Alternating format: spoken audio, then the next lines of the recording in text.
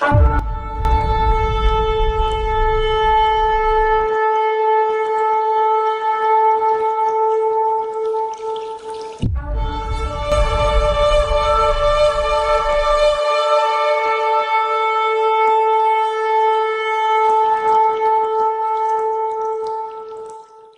morning po! Amen. Nakamusta na po ba natin ating mga katabi?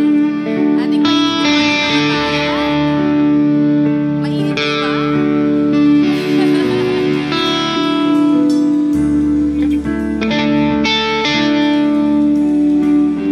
Kamusta naman po ang bawat isa sa nagdaang linggo? Maaari po meron po tayong mga kasiyahan or mga pagsubok pong pinagdaanan this past week. But in all those things, through the highs and lows of life, there is only but one truth. And that is our God is holy. And He loves us so much that He gave His only begotten Son for us. Amen. Kaya po ngayong umaga, sama-sama po nating awitan ang ating Panginoon.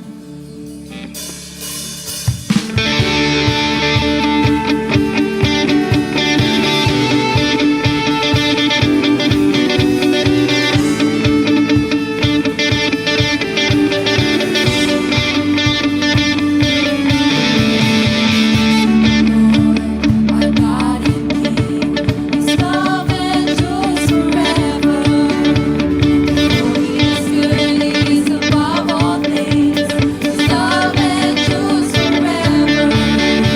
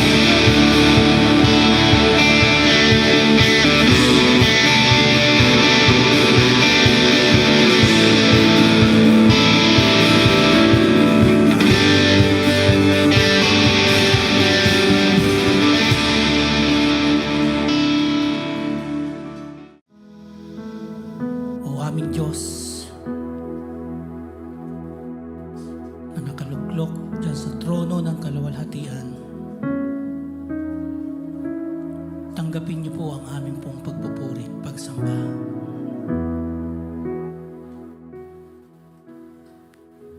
Iniaalay po namin ang aming pong mga buhay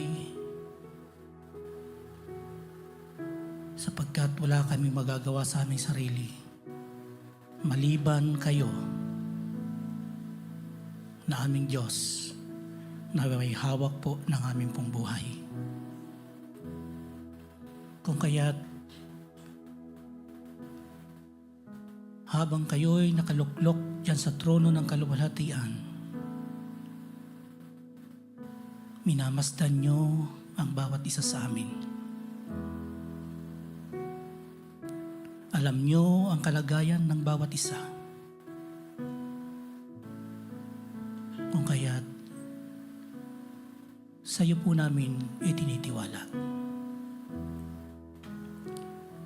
Abutin po ninyo ang mga pangangailangan ng bawat isa.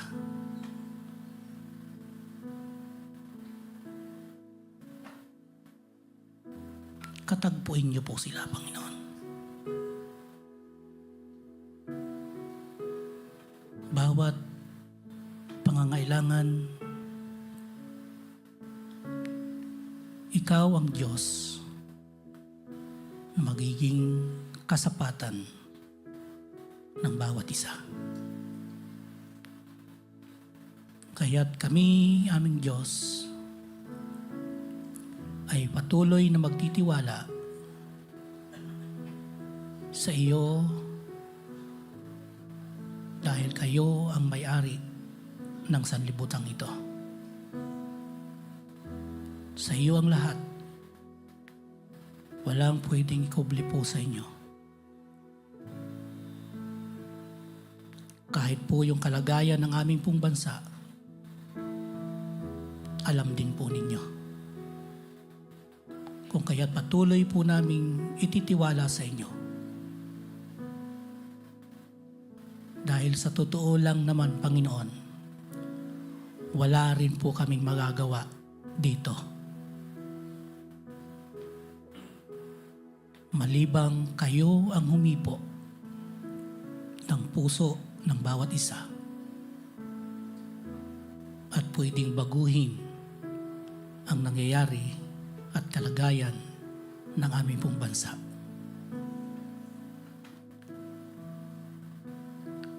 Kami po ay patuloy lang na magtitiwala sa iyo. Patuloy na mananalangin po sa inyo na ang bawat mga anak po ninyo, mayroon po kaming mga gampanin. Yung patuloy na ipanalangin ang aming pong bansa, yung aming pong mga kinalalagyan sa trabaho man yan, sa loob ng tahanan at iba pa na kung saan nandun po kami. Patuloy na gamitin po ninyo ang bawat isa sa amin. Kami, Panginoon, ay patuloy na maging asin at ilaw ng sanlibutan ninyo. At gampanan po namin ang mga dapat na gawin po namin bilang mga anak po ninyo. Ama, salamat po. Ang lahat ng ito ay maititiwala lang namin sa inyo. Sa iyo, na aming Diyos.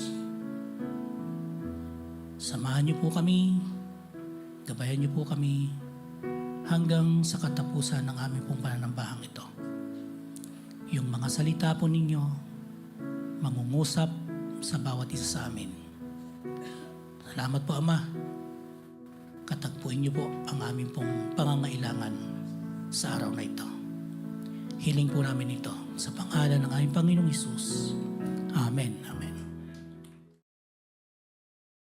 Good morning po sa ating lahat. Sabihin ko lang po nakakapagala dito. Pero bago po tayo mag-proceed sa message, may short announcement po tayo. Ang team po natin ay heart po, di ba? Ang ngayon pong taong ito, sasabihin natin MCF. Yan. Pero yung ating pong heart team, ang A po ay active. At meron po tayong malaking header sa baba na naka-frame at kung you could kindly please, yung inyong pong sarili, ay i-represent nyo po by yung marker na nandun. May 50th po yung nalogon po natin, tapos you identify na we are really in action, so itatatak nyo po yung 50th anniversary logo po natin dun sa letter. Okay po ba? Okay po ba? Okay. So kasi po, ngayon, konti pa lang po yung nakakatatak. So bago po natin, lahat po tayo represented, so lahat po tayo tatatak. So with that, sige po, start po tayo sa message po natin. Ang papagawa ko po sa inyo, pakitakpan nga po, tayo po na kayo. Tapos pakitakpan niyo po ng inyong kamay ang inyong mga mata.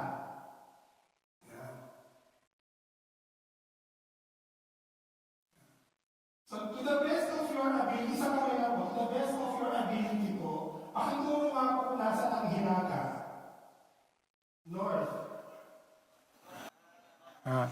Kaya po nakataki po yung mata para wala pong kopyahan. Baka mamaya sinisilip nyo, saan ba yung north?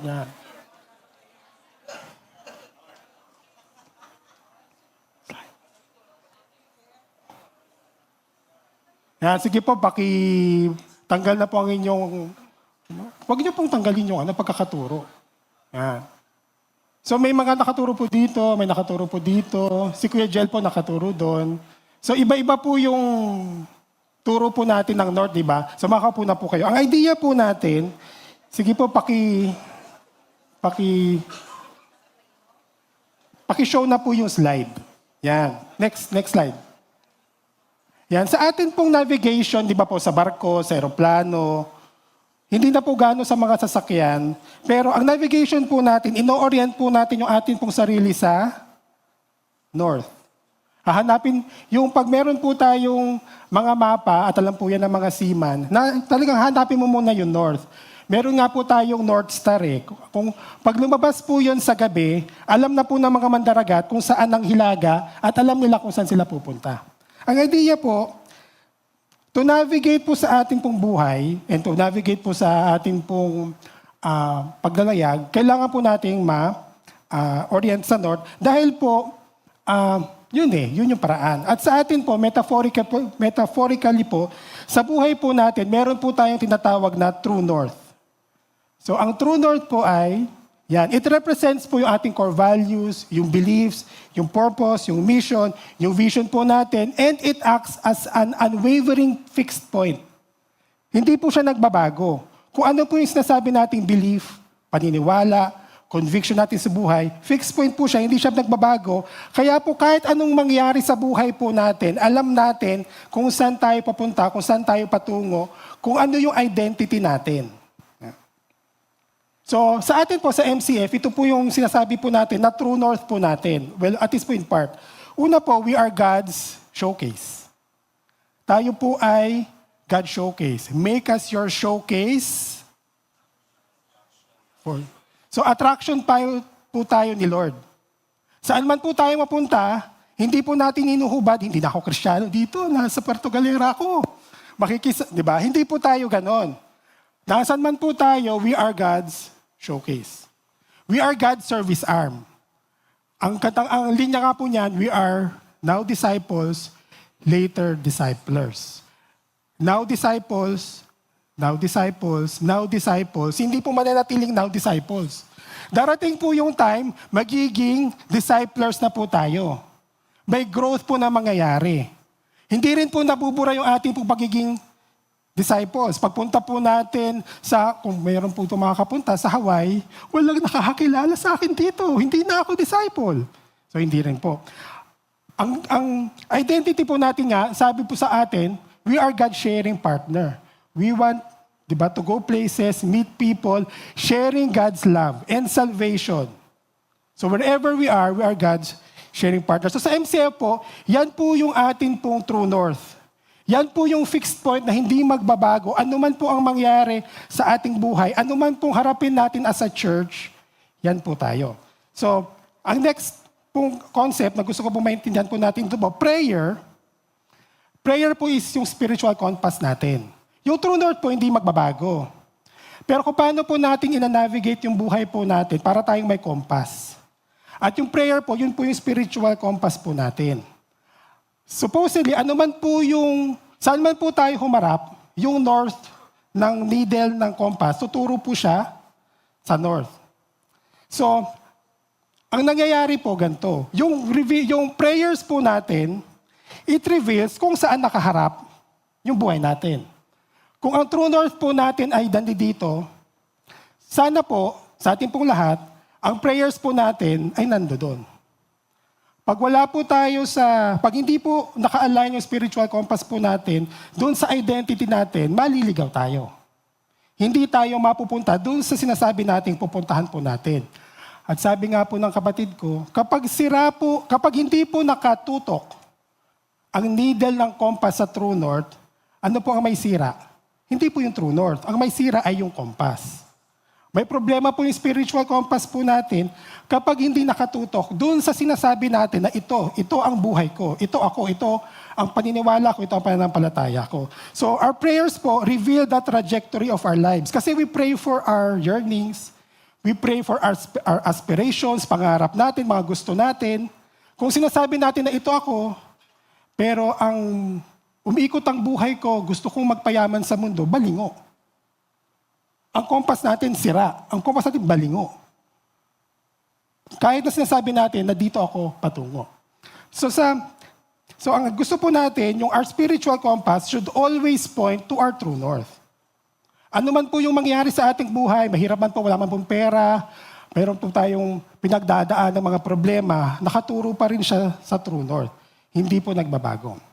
So sa Acts po, isa binasa po natin, plus yung buong chapter po, the rest of the chapter 4, pinakita po ng church, ng first century church, kung paano po yon nangyayari.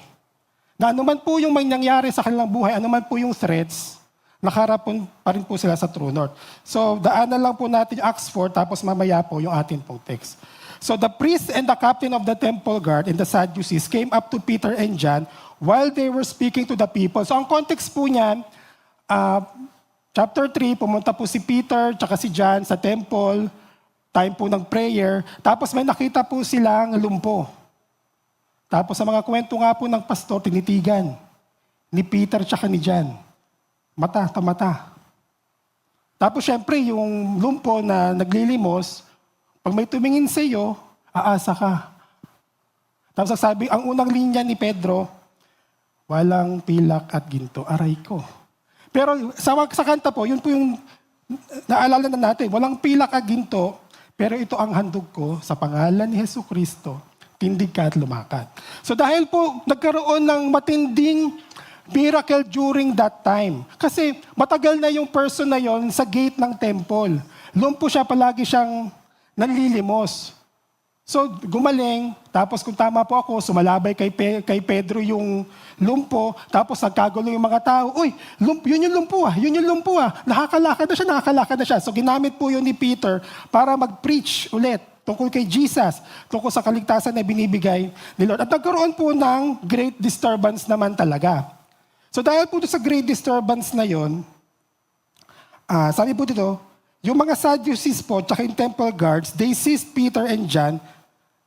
Kasi nga, anong kaguluhan to? So hinuli nila yung gumagawa ng kaguluhan, si Peter and John. Pero po, sabi dito, dahil gabi na, tulog muna kayo sa kulungan, bukas na natin pag-uusapan ng inyong kaso. So the next day, the elders, so hindi na lang po yung Sadducees, tsaka temple guards, the elders, the teachers of the law, nag-meet po sa Jerusalem, nandun po si Annas, the high priest, si Caiaphas po, may sinabing John, may sinabing Alexander, yung the rest of the high priest family, dinala po nila si Peter tsaka si John para itanungin po sila, by what power or what name did you do this? Kaninong pangalan o kaninong kapangyarihan nyo ito ginawa, yung pagpapagaling? So si Peter po, filled with the Holy Spirit, sabi niya, rulers and elders of the people, if we are being called to accountability today for an act of kindness shown to a man who was lame and are being asked how he was healed, then know this, you and all the people of Israel. It is by the name of Jesus of Nazareth. Pinako niyo siya sa krus, pero God raised him from the dead. At yun yung kapangyarihan kung bakit siya magaling ngayon. At ang sabi pa ni Peter, Jesus is the stone you builders rejected, which has become the cornerstone. Salvation is found in no one else, for there is no other name under heaven given to mankind by which we must be saved. Yan po yung message ni Peter. Yan po yung core belief nila. Jesus is the cornerstone. Si Jesus ang haligi. Si Jesus ang standard. Si Jesus ang buhay natin. At ang kaligtasan ay hindi mahanap kanino man, kundi sa pamamagitan lamang ni Jesus. Yun po yung message nila. So nung nakita po nila yung courage ni Peter at ni John, they realized, di naman ito nakapag-aral. Ordinary lang itong mga tao. They were astonished, sila, nagulat sila, and they took note that these men had been with Jesus. Yung Jesus na di ba pinapako na natin yan sa krus? Hindi pa ba nabuwag yung movement na yan? Wala na yung leader nila. So, but since undeniable na may gumaling, wala silang magawa kay Peter. Wala silang magawa kay John. Undeniable na merong kamanghamanghang nangyari, saan po? Sa templo pa. At naging paraan yon para papurihan ng mga tao si Lord. So hindi nila magalaw kasi si Lord ang sinasamba, si Lord ang pinapupurihan. So ang ginawa po nila, labas muna kayo. So they ordered them to withdraw from the Sanhedrin and then confer together. Anong gagawin natin sa mga taong to? Lahat ng tao sa Jerusalem, nakita nila yung himala, and we cannot deny it. But to stop this from spreading any further, warningan natin sila. Hindi na pwede dito sa templo, hindi na kayo pwedeng mag-preach tungkol kay Jesus. So pinapasok nila ulit, they called them in again and commanded them to not speak or teach at all in the name of Jesus. But Peter and John replied, sa tingin niyo po, ano po ang tama sa mata ng Diyos? Sundin namin kayo o sundin namin ng Diyos? Pakinggan namin kayo, pakinggan namin ng Diyos. So sabi po ni Pedro, but as for us, we cannot help speaking about what we have seen and what we have heard. Ito yung message namin about Jesus at ang direction namin ng buhay namin is to speak of Jesus at wala makakapigil sa amin noon. So after further threats, they let them go kasi hindi nila alam kung paano ipapunish. May mga taong talagang namamangha doon sa ginawa ni Peter and John.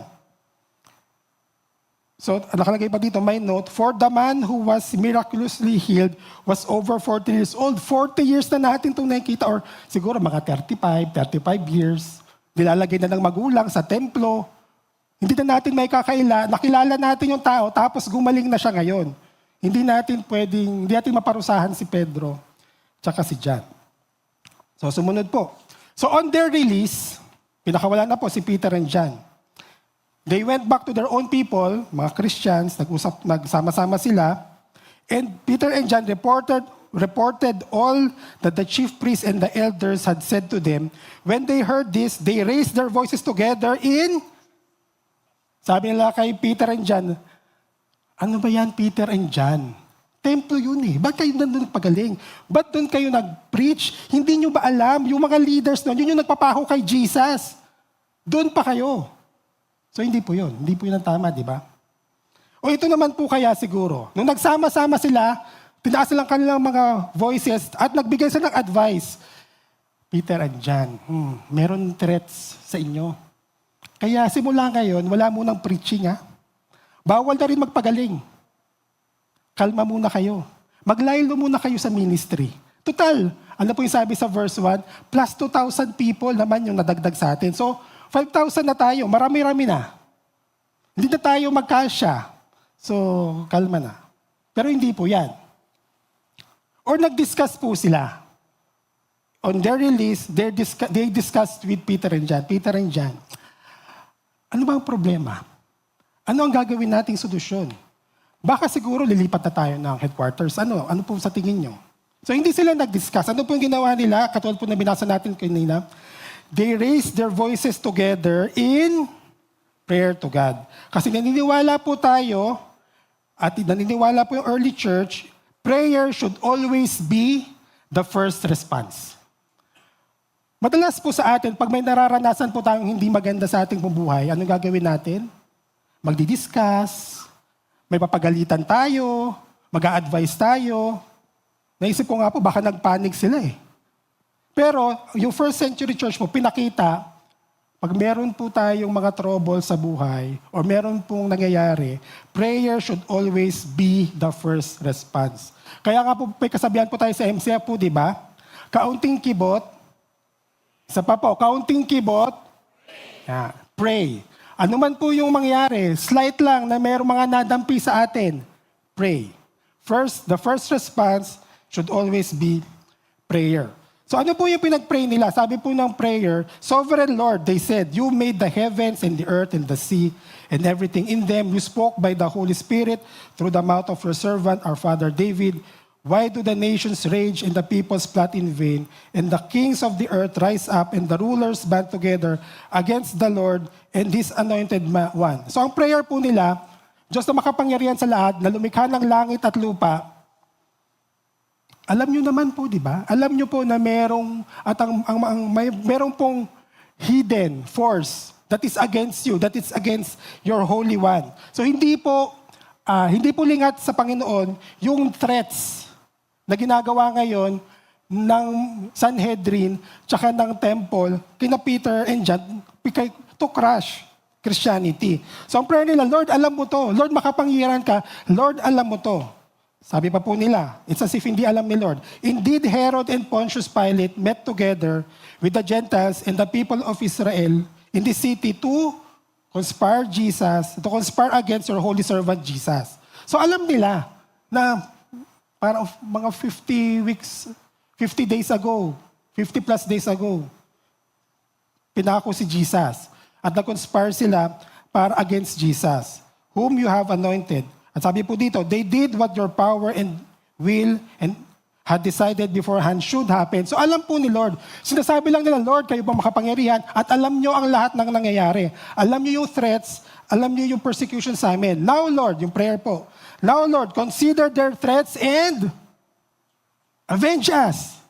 Ganyan po tayo, di ba? Kunyari, may yung kapitbahay natin, meron pong sinasabi sa atin, may ginagawa sa atin. Ano pang prayer natin? Lord, pakipanan naman kung ano bahala sa kapitbahay namin kasi ganyan sila. Avenge us. Or baka ito po, consider their threats and, Lord, protect nyo naman kami. Ingatan nyo naman kami. Kasi may threat na sa aming buhay. Or ito po, mas maganda. Now, Lord, consider their threats and eliminate them. Lipulin nyo na sila, Lord, para wala nang threat. Tapos na para kumalat ang Christianity na walang kaaway, walang kalaban, walang threats. Hindi po yun ang prayer po nila. Ang prayer po nila, now, Lord, consider their threats and enable your servants. Enable your servants. Prayer po, it helps us to respond supposedly better so that we could focus on God's will than on our surroundings. Madalas po, hindi naman po natin mababago yung atin pong nasa paligid. Pero we could pray and ask God to change us, to change our perspective sa mga bagay-bagay. So prayer helps us para po maging better ang response po natin sa mga nangyayari po sa paligid po natin. So ano po yung naging prayer po nila? Enable your servants to tago tayo. Lord, i-hide nyo kami. Pag naglalakad kami, Panginoon, si Pedro at si John, Lord, sana hindi nila kami makita. Pag mag-preach kami, magpapagaling kami, Lord, hindi mababalita. Lord, itago nyo kami. Or pwede po ito rin, enable your servants to be accepted. Lord, sana tanggapin na lang kami ng Sanhedrin, tanggapin nila na ang Christianity ay isang sekta ng Judaism, tatanggapin na pagiging part na siya ng Judaism, yun po ba? Hindi. Or pwede rin po ito, enable your servants to be tolerated. Pwede tayong magkaroon ng peaceful coexistence. Christianity at yung Sanhedrin, peace-peace lang. Hindi natin sila guguluhin, hindi nila tayo guguluhin, pero ito-tolerate nila yung ating pagsasama-sama at ang ating pagpipreach. Ang prayer po nila, now Lord, consider their threats and speak your word with great boldness. Hindi maitago, hindi maprotektahan, kundi Lord, tuloy ang pagpapalaganap ng inyong salita, tungkol ang pagpapalaganap, tungkol kay Jesus. Sabi po ni Warren Wiersbe, kung totoo po ang prayer, it should energize us for service and battle. Kung totoo po yung prayer po natin, hindi tayo magpapatago kay Lord. Hindi tayo aatras. Kundi kung totoo yung prayer, it will energize us to do more for the Lord. To do more for the service for the Lord. And to do more battles for the Lord. Hindi duwag ang Kristiyano. Hindi duwag po ang pananampalataya po natin. It moves us to move forward. Next po, sabi po sa prayer, stretch out your hand to heal and perform signs and wonders through the name of your holy servant Jesus. So, palagi naman po natin nasasabi at pinag-uusapan na yung pag-preach po natin, lalo na po ng Old Testament, yung signs and wonders po na ginagawa ni Lord is to confirm na ito yung mensahe ni Lord. So hinihingi nila, Lord, stretch out your hand. Lord, magpakitang gilas kayo sa nakaakibat sa preaching para patunayan mo na ikaw ay totoo. God will prove Himself to people. Kung itong mensahe natin ay totoo at alam po natin totoo, papatunayan ng Diyos na totoo. Kahit po anong gawin nating explanation, pag-share po natin ang gospel, at the end of the day, si Lord yung magsasabi doon sa tao, totoo ako. Mahal kita. Niligtas kita. At ngayon magpaligtas ka na. So after they prayed, the place where the meeting was shaken, at ang idea po ng shaken sa Old Testament, ibig sabihin, nagparamdam talaga si Lord. At pagkatapos nga na-shake, they were all filled with the Holy Spirit and spoke the word of God boldly. So napuspus-pus na, at nakapagsalita po sila, nakapag-share sila with boldness. So yun po yung talagang affirmation ni Lord na tama yung prayer. Tama yung prayer nyo. So yun po yung prayer part. A church that prays. First response is to pray. Hindi pagtatago, hindi para itago tayo, hindi para pabagalin ang gawa ng ministry, kundi to do the work of God boldly. Additional observations po na makita po natin, ito po, God was already at work. May ginagawa na po si Lord. Hindi po nahinto sa 3,000, kundi nagdagdag pa si Lord ng 2,000. Sa prayer po nila, alam nila na God is aware and is sovereign over the threats of persecution. Ang identity po nila na iniwan ni Jesus sa Acts 1:8, you will be my witnesses pagdating ng banal na Espiritu. And ang kalooban ng Diyos, sinabi ni Jesus sa Acts 1:8 din po, you will be my witnesses in Jerusalem, in Judea, and Samaria, and to all the world. Ang kailangan po nila, push. Ang kailangan po nila, boldness. Ang kailangan po nila, enablement amidst dun sa persecution. So ito po yung gusto po nating larawan. O ito po yung larawan na pinakita po ng first century church. Next slide. Yan. Ang north po nila, Jesus is the Christ. Jesus is the anointed one. We are His witnesses. Preach Jesus to all the world. Ang prayer po nila, Lord enabled us to do this. Ano man po yung mangyari, ito ang true north namin. Kaya ang prayer po namin, Lord enable us, Lord empower us to speak it with great boldness. Ipupush natin ang paglaganap ng tungkol kay Jesus sa kanyang kaligtasan, pagpapatuloy pa. So with that po, ano po yung itsura naman yan sa MCF? Next slide. So ang gusto po natin ganito. We are God's showcase, we are God's service arm, we are God's sharing partner. At yung prayer po natin, doon po nakatungo. Hindi naman po natin sinasabi na wag na po tayo mag-pray for provision. Pero idamay po natin, Lord, minumold mo kami as MCF, minumold mo kami to be your showcase. Help us to be your showcase. Help us to be your showcase with boldness. Lord, kami po ay service arm. Now disciples, later disciples. Seseryosohin ko, Lord, yung aking pagiging disciple. And in due time, Lord, imumove mo ko from being a disciple to being a discipler. Lord, ako po ay sharing partner. Kahit saan mo po ako, Lord, dalhin. Suot-suot ko ang pagiging MCF ko at mag-share ako tungkol sa inyo. mamimit po natin yung vision po natin that God will bless the world through us. So ang prayer po natin, dapat yun yung direksyon. Kung hindi po yun ang prayers po natin, kung hindi po dun ang direksyon ng buhay po natin, yung vision po natin that God will bless the world through us, hindi mangyayari. Hindi tayo magiging God showcase, hindi tayo magiging God service arm, hindi tayo magiging sharing partner. So ano po yung mga things na pwede po nating i-apply sa ating pong buhay?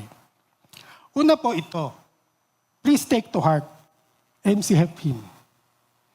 Kung meron po tayong something na pinapaliwanag, yung atin pong mission and vision, MCF hymn po yun. So kung hindi nyo pa po kabisado and we consider ourselves as family, pakikabisado po MCF hymn. It will always be the heart ng atin pong identity as MCF. So mamaya po, kapag kinanta na po natin siya sa closing, I ask po na we sing it with conviction. Lalabas tayo dito after we sing yung MCF hymn with confidence. Lord, we are your showcase, we are your service arm, we are your sharing partner. Also, siguro po, sing it prayerfully. Lord, make me your showcase and attraction for you. Pangalawa po, MCF is a praying church, ina-announce naman po yan. Pero we need people to pray. So ang encouragement ko po sa inyo, attend po kayo, kahit po isa. Kung mas comfortable po sa inyo sa dasal at pandesal, attend po kayo. We need to pray as a church. Kung sa TGIF po, mag-TGIF po. Kung sa prayer com po, attend po kayo ng prayer com. Hindi po natin masasabi na MCF is a praying church kung konti lang po nagpe-pray. Kahit po next week sa Convergence and Fast. Meron po ba, Pastor? Yan. Attend po kayo. Kailangan po nating i-align yung sarili natin, i-point po natin yung sarili natin dun po sa true north natin and we pray. Para po as a church, yun po yung direction na hahakbangan po nating lahat. Pangatlo po, pray po for bold faith. Boldness to say no. Baka po meron pa po sa atin na naliligaw minsan sa inuman. Baka pwede po, boldness to say no. Kapatid, pre, hindi na ako kasama dyan. Hindi na ako ganyan. At ngayon, paninindigan ko na. Or sa ating mga students, pasukan na ulit. Darating yung time, sana hindi kayo mabawasan. Kasi may groupings ng Sunday. Baka pwede naman. Mga pre, mga bro, boy, hindi kami pwede ng linggo, mag-church kami. Sabado tayo mag-groupings. No, in general po, no to compromise. Itong ating pananampalataya, hirit naman kayo sa mga friends nyo. Mga kuya, mga ate, hindi ako pwede ng linggo. Sacred time ko yung linggo. Kasi for the Lord yan. So boldness to say no. Pray for bold faith. Lord, help me to say no sa mga bagay, mga activities na in conflict sa time ko para sa inyo. Pangalawa po, boldness to say yes. Lahat naman po tayo, we are saying yes to MCF po, di ba? Unless na bisita po kayo. Kung bisita po kayo, we are asking you to consider MCF as your family. So say yes to MCF. So hindi lang po itong Sunday. Meron po tayong Ladies Link. Sa ating mga ladies, say yes to Ladies Link. Sa mga astig po natin, ang ganda po kahapon, ang dami po namin, ang saya-saya po namin. Pero gusto po natin sa lahat po ng men, maging ang saya-saya natin. Say yes po sa youth. Marami po mga kabataan na parang ang hirap namin kayong habulin, nagtatago kayo kung saan-saan. Say yes to youth. Sa pati po sa YAM, say yes to YAM. Hindi lang po itong umaga ang MCF. Meron pa po tayong mga community groups na kung saan po pwede po nating ma-exercise, mag-grow po ang ating pong faith. So say yes. Kung may schedule kayo, baka pwede naman, mga pre, may youth kami. Mga pre, meron kaming YAM. May ladies link kami, kaya ito muna, once every 3 months na lang nga. Absent pa. So say no. Say yes to MCF. Isa pa po, say yes to e-groups. Say yes to e-groups. Ang direction po natin as a church ngayong pong taong ito is to be becoming an e-group church. Yung meron po tayong kanya-kanyang e-group. Ito po ay makakatulong sa ating pong pananampalataya. Ito po ay makakatulong para hasain po tayo sa ating pong relationship kay Lord. So say yes. Sabi nga po ni Pastor Migs, pag hindi po kayo kasama sa e-group, darating yung time, nag-uusap-usap po lahat tungkol sa natutunan sa e-groups, tapos nali-left out ka. Ayaw po natin yun. So ang main program po natin, right now, na talagang in-implement natin is e-groups, sama po kayo, sali po kayo. And lastly po, syempre, say yes to the nudge of the Holy Spirit. Kapag naglalakad po kayo, tapos meron kayo naramdaman, sharean mo yan. Sharean mo yan. Kung meron pong ipinaalala sa inyo si Lord, patawarin mo na yan. Patawarin nyo na yan. Pag may sinabi si Lord, tawagan mo si ganito. Hindi mo na nakikita. Tawagan nyo po. Say yes sa nudges ng Holy Spirit. So in the end po, gusto ko lang pong i-share. Si Jesus po, di ba, nung namatay po siya sa cross, nung mamamatay po siya sa cross, nasa Gethsemane po siya, ang sabi po niya sa Matthew 26, "My soul is overwhelmed with sorrow to the point of death." Tapos ang sabi po sa prayers po ni Jesus, tumagaktak yung pawis niya na parang dugo. Hindi po natin masasabi na parang confident si Jesus na gusto niyo lang mamatay sa krus. Bilisan na natin. Ipako na ako sa krus para mapatawad na. Hindi po. Sabi nga po, Ama, kung pwede, huwag na. Pero not my will, but yours be done.